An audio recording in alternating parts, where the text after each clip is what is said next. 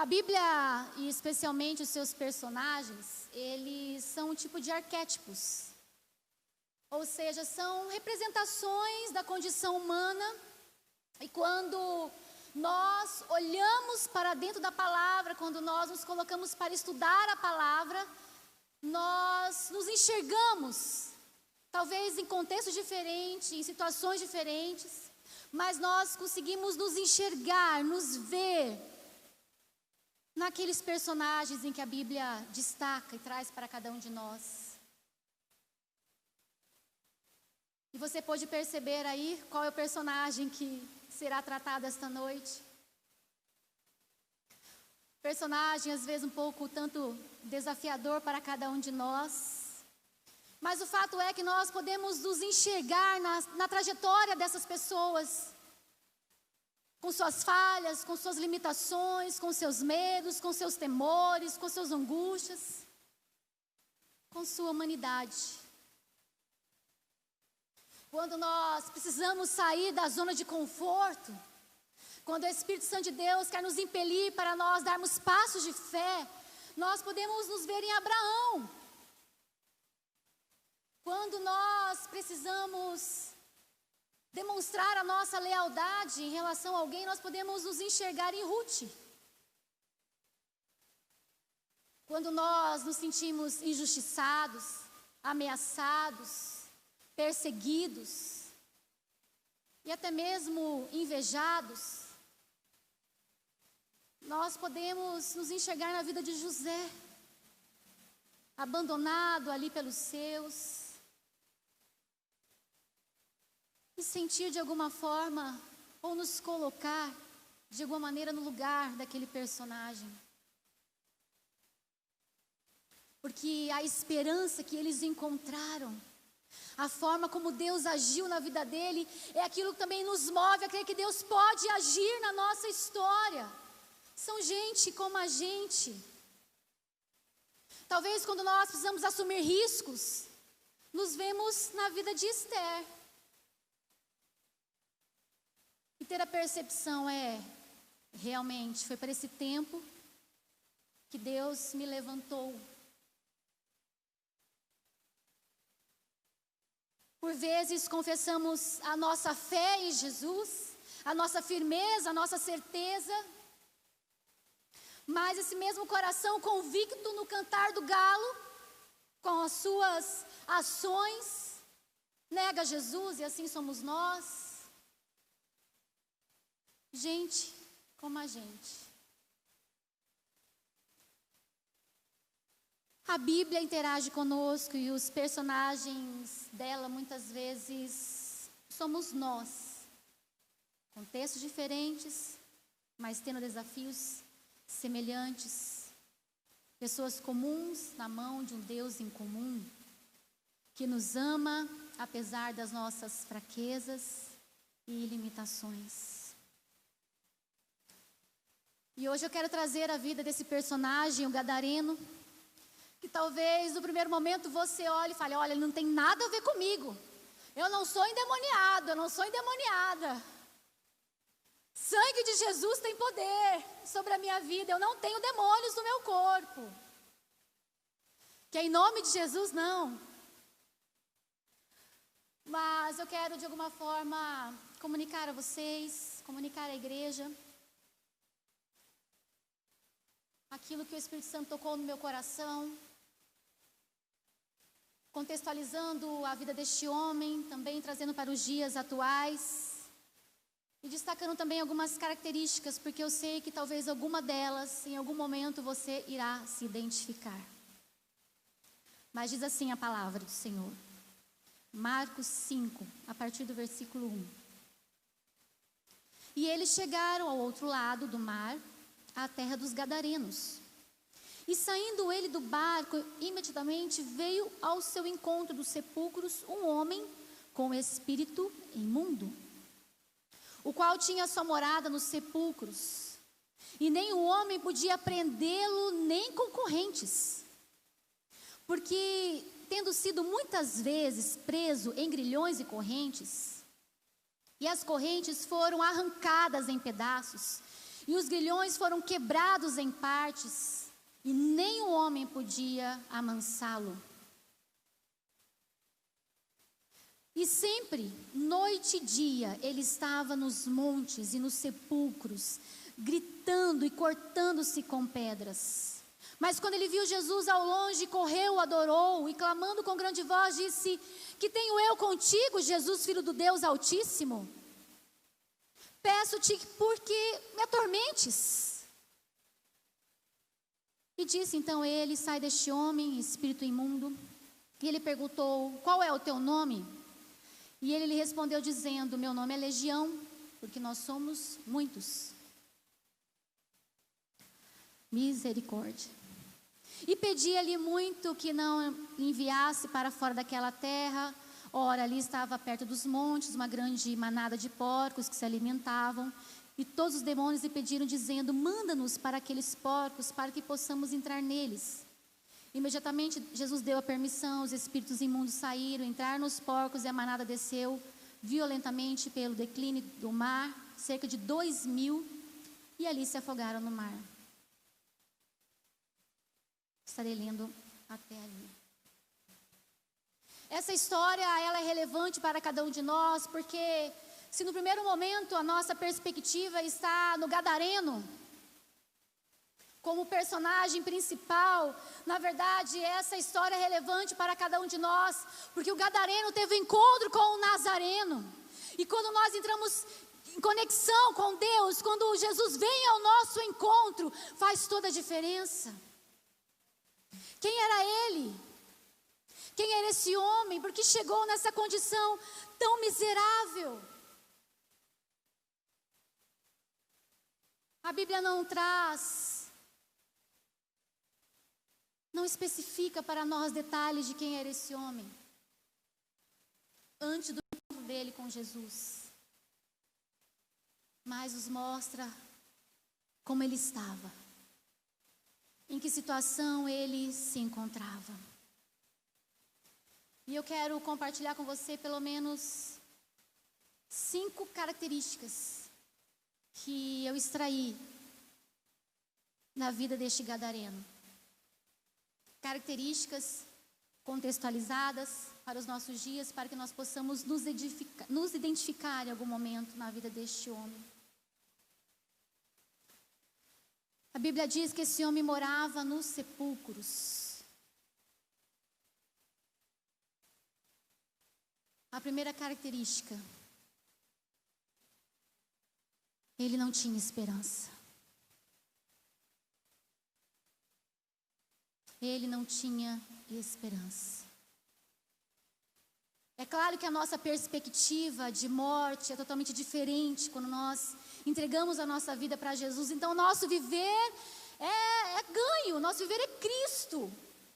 Mas quando nós morremos, nós sabemos que não termina ali a nossa jornada. Então, morrer é lucro. Estamos indo para um lugar onde não há lágrimas, onde não há dor, onde Jesus fez nova todas as coisas para cada um de nós. Essa é a esperança que há em nós, Cristo em nós, a esperança da glória. Somos passageiros nesta vida. Mas ele vivia num lugar onde a vida acabava, um lugar de morte, um lugar onde não havia mais esperança. É como se o roteiro da vida daquele homem se iniciasse pelo fim. Pelo capítulo final. Porque a esperança, ela é a firme convicção de que não importa o que eu esteja enfrentando agora, tem algo lá na frente para mim. Deus é poderoso para mudar todo o contexto que eu vivo hoje. É essa esperança que nos motiva a acordar todos os dias. Mas quem não tem esperança vive nesse lugar de sepulcro no tempo errado. Você conhece alguém desesperançado? Você já teve a oportunidade de estar ao lado de alguém que é extremamente pessimista? Sem perspectiva de que as coisas vão mudar, sem perspectiva do amanhã, como se todas as possibilidades tivessem sido esgotadas. Quantas vezes nós nos colocamos nesse lugar de desesperança, de pavor, de medo, de angústia, como se as coisas não pudessem ser mudadas. Como se todas as possibilidades tivessem sido esgotadas. O que é a depressão? Quando não apenas ela chega por questões físicas, mas vem por meio de problemas emocionais que aprisionam a nossa alma. E vamos sendo levados para aquele sentimento cruel de desesperança. Mas eu creio que o Espírito Santo de Deus quer nos comunicar algo importante nesta noite. E que Ele venha mesmo despertar a esperança do seu coração. O livro de Apocalipse diz que Jesus, Ele é o Amém. Ou seja, Ele é a última palavra, Ele é o verbo vivo de Deus, Ele é a palavra de Deus. Então não coloque um ponto final onde Deus colocou apenas uma vírgula. Tenha discernimento. Mas não coloque também uma vírgula onde Deus já colocou, estabeleceu o ponto final. Mas a Bíblia diz que Ele é o Amém. Eu amo a palavra de Deus quando ela diz que Ele é o Alfa, Ele é o início de todas as coisas, Ele é o caminho, ou seja, Ele é o meio, mas Ele é o ômega, Ele é o fim. Somente Ele tem o poder de decretar a última palavra sobre a nossa vida. Não permita que Satanás te coloque no sepulcro antes da hora. Não seja levado pelos seus pensamentos, pela sua incredulidade, pelo seu medo, pelas suas limitações. Não seja levado. Ele é o Rosa de Saron, Ele é a Torre Forte, Ele é o Príncipe da Paz, Ele é o Rei dos Reis, Ele é o Senhor dos Senhores, Ele é o grande eu sou, Ele é o Criador dos céus e da terra, Ele é o desejado das nações, Ele é o maravilhoso conselheiro, Ele é o Deus forte, é o Pai da eternidade, Ele é o Príncipe da Paz, Ele é o Amém. Ele é o Amém. A última palavra vem da boca do Senhor. A sua vida está nas mãos do Deus Todo-Poderoso. Até que Jesus pronuncie sobre algo na sua vida de maneira clara. Não dê passos precipitados. O que levou aquele homem na situação que ele estava? Qual é a brecha que ele deu? Em que momento a insanidade entrou no seu corpo e aqueles espíritos malignos dominaram a sua mente? Nós somos aqueles que precisam ter a mente de Cristo. E quando Cristo reina em nós, não há demônio que possa nos amarrar e nos atormentar, de maneira que nos façam perder a esperança no Deus de toda a esperança. Mas o texto nos fala que aquele homem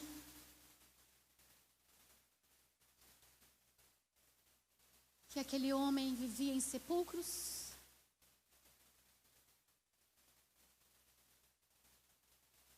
E ele vivia de uma forma, quando nós vamos estudar a profundo o contexto daquela cidade, o contexto daquele homem, a situação daquele homem, percebemos que aquele homem não se sujeitava a ninguém, a não ser os demônios que tinham total controle da vida dele. A nossa luta ela é muito clara. A batalha no campo das ideias. Nem tudo é culpa do demônio. Mas a brecha que nós damos é suficiente para ele entrar e trazer conceitos deturpados à nossa mente. E vai incutindo pensamentos errados, que se levanta contra todo conhecimento de Deus e vai nos levando para o engano e vai amarrando e laçando a nossa alma. Versículo 4, porque tendo sido muitas vezes preso por grilhões e cadeias, as cadeias foram por ele feitas em pedaços, os grilhões em migalhas, e ninguém o podia amansar. Podemos nos comparar com a situação do gadareno, quando nós nos comportamos de maneira que desagrada a Jesus. Não nos sujeitamos às autoridades que Deus colocou sobre a nossa vida. A vida é minha, o dinheiro é meu. Não é assim? O corpo é meu corpo, minhas regras. Não, a partir do momento que você entregou a sua vida a Jesus, o seu corpo é templo do Espírito Santo de Deus. Então quem dá as regras é o próprio Espírito Santo de Deus. E a sua palavra nos ensina quais são as regras, quais são os princípios que nós devemos nortear a nossa vida. Olha o perigo de quando a nossa vida não está sujeita à autoridade de ninguém. Vivemos num tempo difícil. Cuidado quando as suas opiniões, quando as suas decisões não estão sujeitas a ninguém. A palavra diz que enganoso é o nosso coração mais do que todas as coisas. Cuidado! Quantos cristãos nesse tempo se portam dessa maneira? Não firmam raízes em lugar nenhum, em igreja nenhuma, não se firmam, porque não aceitam serem confrontados com a palavra, não aceitam, não respeitam a autoridade que Deus constituiu. Mas que nessa noite, em nome de Jesus, principalmente você jovem, você adolescente, possa abrir o seu coração e entender os ensinamentos que é passado dentro da sua casa. Se sujeita aos seus pais. Não dê lugar ao diabo, não dê lugar ao demônio. Nós também.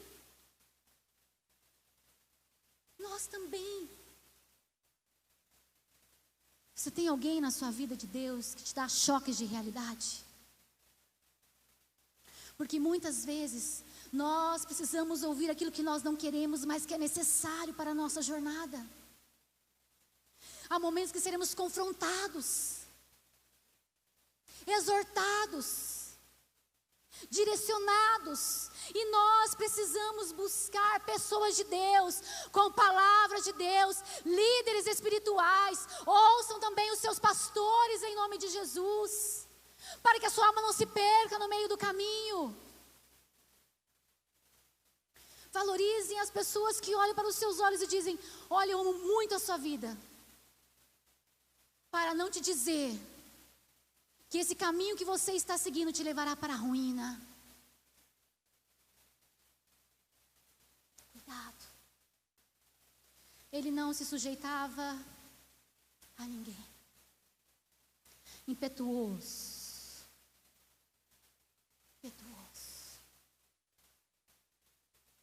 Que o Espírito Santo de Deus incomode o nosso coração, para que nós possamos nos sujeitar à palavra, mas acima de tudo ao Deus da palavra. Ao ponto de quando você precisar ser exortado, alguém disser assim: uma mulher de Deus não pode se portar dessa forma, com gritaria, com esse tipo de vestimenta, com esse tipo de comportamento. Você vai destruir o seu lar. Ou alguém levantar para você dizer: você é um homem de Deus, se posicione, busque a Deus em primeiro lugar, creia que as demais coisas serão acrescentadas. Eu fico me perguntando: aonde estava Adão? Aonde estava Adão quando Eva estava dialogando com a serpente? Não podemos ser omissos às responsabilidades que Deus nos dá. Que você, homem, em nome de Jesus, seja levantado como homem de Deus dentro da sua casa e se porte como homem de Deus. Que exorte seus filhos sem grosserias, sem rispidez. Que converse com a sua esposa de forma agradável, sem querer se impor pela força. Que você, mulher, Não queira ter aquele espírito de dominação, ser dominadora, tem que ser do seu jeito, da sua maneira, da sua forma. Não! Que o Senhor tenha misericórdia de nós e que Ele desperte o nosso coração para que possamos a cada dia nos sujeitar à vontade de Deus. Mas a terceira característica que eu vejo nesse texto, que o gadareno não tinha descanso. Olha o que o versículo 5 diz.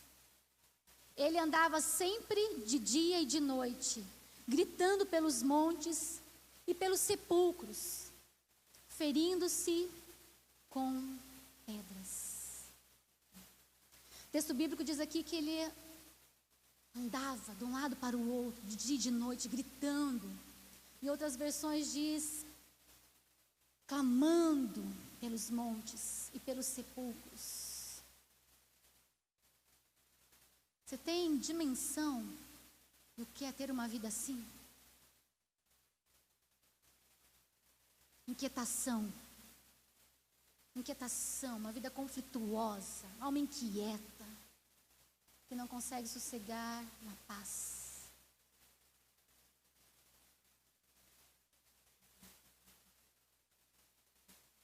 É isso que Satanás faz em nós, quando damos abertura para ele, na nossa vida, na nossa mente. Vivemos uma sociedade agitada. Vivemos uma sociedade onde nada para. O tempo todo é tudo muito cíclico, tudo muda. Cíclico, muda. Corremos de um lado para o outro, inquietação o tempo todo. É o tempo todo na rede social. Você almoça na rede social. Você está dirigindo o carro, você está resolvendo problema. Você chega em casa, você quer descansar, você está resolvendo problema. Trabalho. Sua mente não para, inquietação. O que nós precisamos é desacelerar. Acalmar. Colocar cada coisa no seu lugar, com equilíbrio. Se você é assim, se disciplinar, você pode conseguir. Hora com a família, é hora com a família. Hora do trabalho, hora do trabalho. Hora de cultuar a Deus, é hora de cultuar a Deus. É estarmos totalmente neste lugar, atentos, ouvindo. Mas sabe por que a nossa mente grita tanto? É tanta inquietação de dia e de noite, não para, preocupações, tantas coisas para resolver, tantas metas, tantos projetos, tantos planos. Porque vivemos numa sociedade em que busca alta performance. O seu valor é medido por aquilo que você produz. Você tem que produzir o tempo todo, não pode parar. Mas a cada dia a ciência tem nos mostrado a importância do sono, a importância do descanso. Que quando você consegue gerar paz na sua mente, descanso na sua mente, você tem habilidades maiores para você executar as atividades que você precisa fazer. Mas ele não tinha paz. Mas quando eu olho para Deus, Ele criou o mundo em 6 dias. Mas no 7º Ele descansou. Shabá. Descansou. Porque nós precisamos descansar. Precisamos trazer equilíbrio à nossa mente. Tirar a agitação da nossa mente. Colocar a nossa vida em ordem. Para que possamos discernir aquilo que deve ser feito. Porque nos precipitamos muitas vezes em decisões.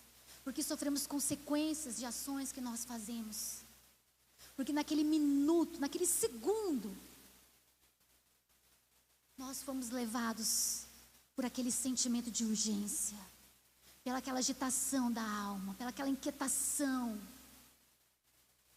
Nós não podemos controlar as nossas emoções. Mas nós podemos controlar a forma como nós agimos depois daquilo que nós sentimos.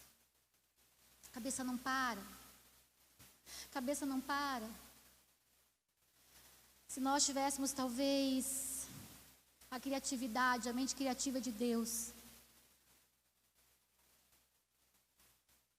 provavelmente nós faríamos um dia a mais, para nós trabalharmos mais, para nós produzirmos mais, porque 24 horas não é suficiente. Você não tem esse sentimento muitas vezes? Que 24 horas por dia é limite, olha.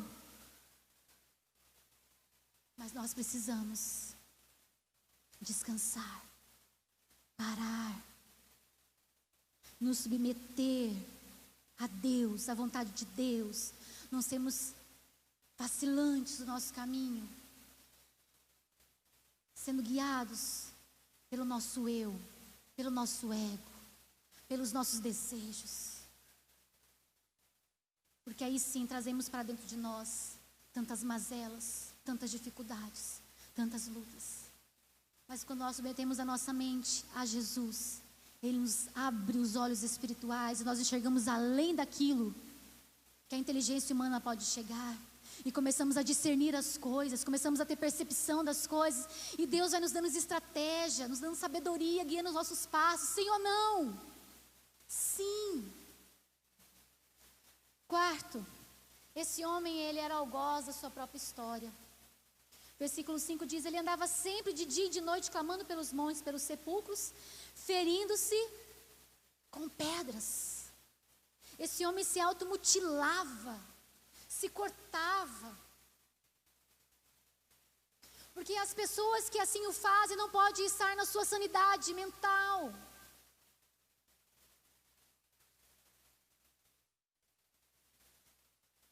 Mas como é real? Como é real nos dias de hoje? A fuga do sofrimento de muitas pessoas. A fuga da dor, da alma, da angústia. É se autodestruírem. Alguns se cortam, se mutilam, se machucam, porque a ferida da alma é tão grande, que por aqueles momentos, aqueles minutos em que ela vai se cortando, a dor física é maior do que a sua dor emocional. Quantos desistem de viver? Nós estamos no mês de janeiro branco e o slogan é: quem cuida da mente, cuida da vida. Esse homem, ele era algoz da sua própria história. Sabe quando o apóstolo Paulo diz, olha, aquilo que eu quero fazer eu não faço, mas aquilo que eu não quero fazer, isso eu faço? Você já se viu em algum momento como o apóstolo Paulo dizendo, meu Deus, eu não queria ter feito isso, mas eu fiz, mas aquilo que eu queria fazer, isso eu não consegui fazer. Porque nem tudo é culpa do diabo. Muitas vezes escolhemos coisas que nós plantamos, embora sejam brechas que nós damos ao inimigo. E ele utiliza para nos oprimir. Porque às vezes o nosso maior inimigo somos nós mesmos. Colocamos um peso tão grande sobre nós. Sentimento de culpa sobre nós. Quantos pais, quantas mães trazem sobre si um peso enorme porque os seus filhos estão distantes do caminho do Senhor. E dentro das suas possibilidades fizeram tudo o que podiam fazer. E carregam aquela culpa por tempos e tempos, aprisionando a sua psique. Quantos de nós carregamos traumas do passado, dores do passado e vamos nos vitimizando, não saímos daquele ciclo vicioso. Quando nós repetimos os mesmos erros, esse ciclo da autossabotagem. A tendência muitas vezes é colocar sempre a culpa em terceiros. Ah, mas eu sou assim porque fulano fez isso comigo. Ah, eu sou assim porque você não sabe o que eu passei. Eu entendo, mas quem está em Cristo, nova criatura é. As coisas velhas se passaram, tudo se fez novo. Novidade de vida, de glória em glória. Nós não podemos mudar o passado, mas nós podemos mudar o nosso presente e o nosso futuro. E escrever uma nova história em Cristo Jesus. Você não foi feito para ser algoz da sua própria história. Em nome de Jesus. As coisas velhas se passaram, tudo se fez novo. Esses ciclos às vezes traz a impressão que a nossa vida parece uma novela, tudo se repete, tudo se repete, tudo se repete.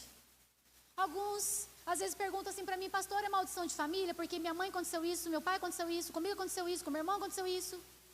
Ou com meu pai aconteceu isso, com meu avô aconteceu isso, com meu irmão aconteceu isso. E eu não quero entrar nesse debate teológico, mas nós cremos que a partir do momento em que você recebeu genuinamente Jesus, Ele quebrou toda a maldição das trevas sobre a sua vida. Você é a nova criatura, você não vai cair nos mesmos erros, nos mesmos ciclos, porque foi para a liberdade que Cristo te conquistou. Oh, Jesus!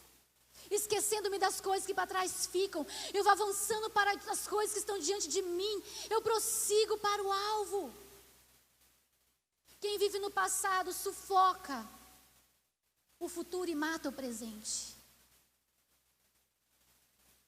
Quem vive no passado sufoca o futuro e mata o presente.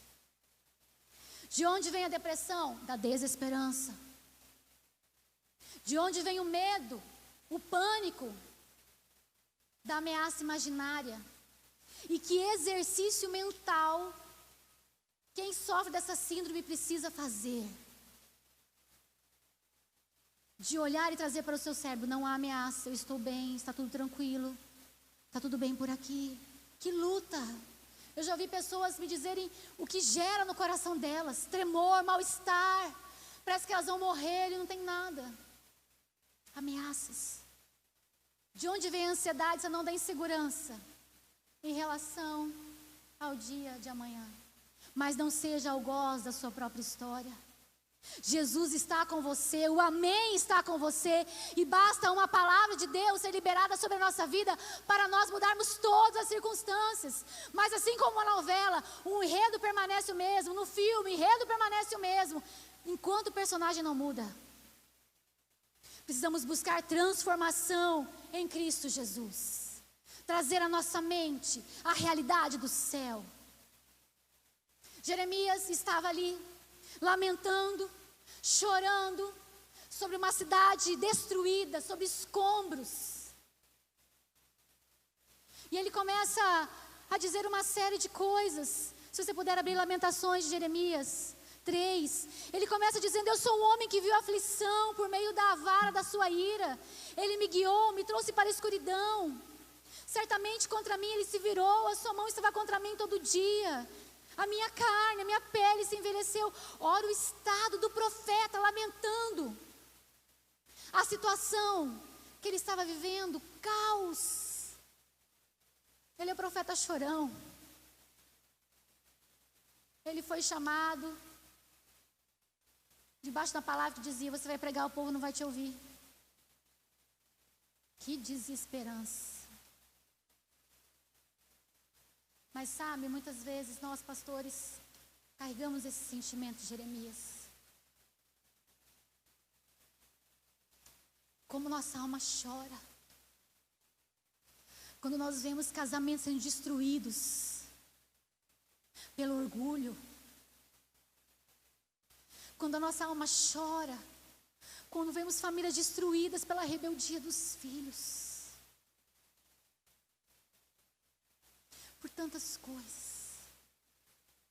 É como se nós viéssemos a cada dia pregando a palavra, aconselhando, pregando a palavra, e as pessoas com o ouvido fechado, coração duro, petrificado.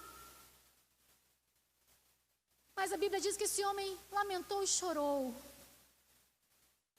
Porque às vezes cada um de nós pode chegar nessa situação de lamentar e chorar. Só vê caos, só vê ruínas. Não vemos solução, desesperança, angústia, desespero, morte, doença, enfermidade, insegurança. Mas não seja dominado pelos seus pensamentos pessimistas. Feche os seus olhos e enxergue a realidade do céu sobre a sua história. O que Jeremias fez? Olha que lindo. Ele disse assim: disso me recordarei na minha mente, por isso esperarei. As misericórdias do Senhor são a causa de não sermos consumidos, porque elas não têm fim, elas são novas a cada manhã. Você crê nisso?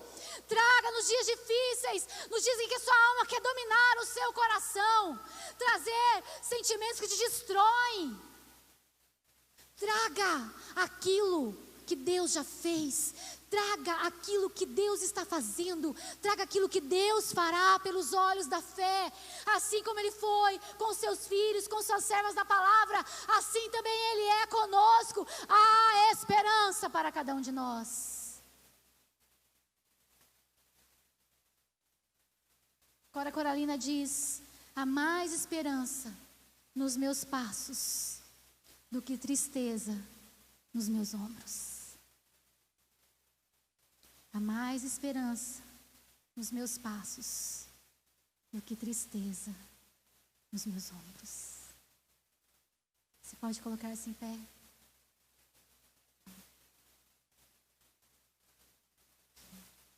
Mas o coração daquele homem também, a impressão que nós temos que estava dividido. Quando ele se depara com a chegada, ele vai ao encontro de Jesus. A Bíblia fala que ele se prostrou, adorou. E nós sabemos que até os demônios reconhecem quem Jesus é. Tremem diante da sua presença. Mas quando eu olho para o gadareno e quando eu quero me colocar no lugar dele, não no sentido de ter uma mente dominada por demônios, não é isso. Mas de ter comportamentos que muitas vezes são semelhantes ao dele. Eu vejo uma mente dividida. Se prostra e adora. E sabe de que maneira a nossa mente fica dividida? Quando nós buscamos a Jesus, nos prostramos, mas quando Jesus vem ao nosso encontro e quer colocar a sua mão sobre nós, e quer arrancar do nosso coração, arrancar da nossa história aquilo que não faz parte da identidade que nós temos nele. Quando Ele quer arrancar de nós aquele pecado que quer deturpar a nossa imagem e semelhança com Ele. É como se nós disséssemos: eu te adoro, eu te louvo, mas nessa área não, Senhor. Não mexe nessa área não. Não, Senhor. Na minha vida financeira, Senhor, não. Senhor, no meu namoro, não. E o Senhor fala: mas não é isso. Você vê que não é a vontade de Deus e você insiste. Um coração dividido, porque não existe ninguém tão relutante que não se possa se prostrar diante de Jesus. Mas não existe ninguém que se prostre, que em algum momento, lá no fundo, não esconda um tipo de relutância.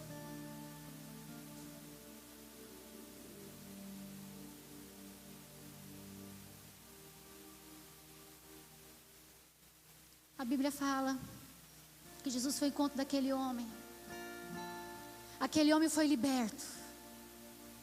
Mas aquela cidade, quando soube que aqueles espíritos malignos foram entregues naqueles porcos se lançaram. Há todo um contexto histórico naquela região em relação aos porcos. Mas aquela região, a economia dela era em função da criação de porcos. O coração daquele povo, em vez de vibrar, porque a Bíblia fala que mais para frente eles encontram aquele homem totalmente restaurado, são na sua mente, liberto, eles se entristecem. Mas eu creio que o que o Senhor quer comunicar a nós, que aquele povo não conseguiu entender, é o valor de uma alma para Jesus.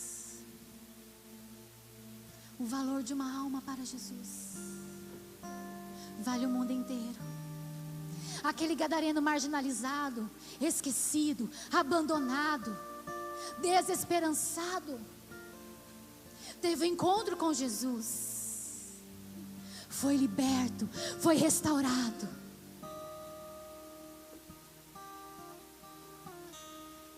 A sua vida, na perspectiva daquele povo, teve um alto valor, cerca de 2.000 porcos. O que Jesus está comunicando para nós, que Ele queria comunicar para aquele povo, é que 3 anos à frente, o próprio Filho de Deus seria entregue na cruz do Calvário, para morrer por cada gadareno, para morrer por cada pessoa desse mundo,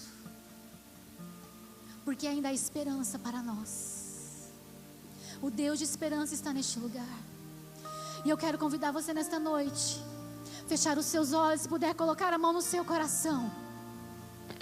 E eu não sei em que sentido você pode nessa noite se identificar com gadareno.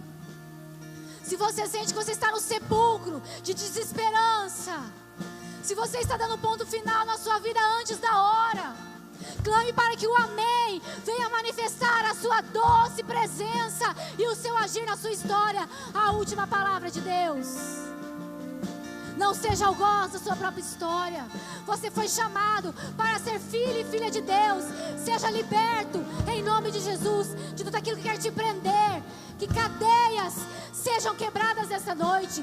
Que correntes sejam quebradas nessa noite. Clame o nome de Jesus. Diga a Ele: Senhor, eu só tenho a Ti. Venha ao meu encontro nesta noite. Me liberte dessa situação. Livra os meus passos do erro, Senhor. Que o meu coração, que a minha mente não seja dividida, mas que eu possa alinhar o meu coração ao seu coração. Sabe o que Jesus deu àquele homem? Pelo menos 3 coisas: o equilíbrio.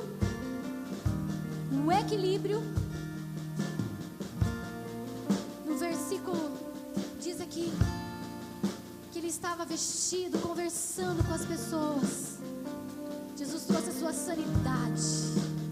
Quando permitimos que o Espírito Santo de Deus domine a nossa vida, Ele traz sanidade mental, discernimento espiritual. Jesus traz para aquele homem propósito. Ele tornou-se portador da esperança. E Jesus trouxe para aquele homem o seu valor.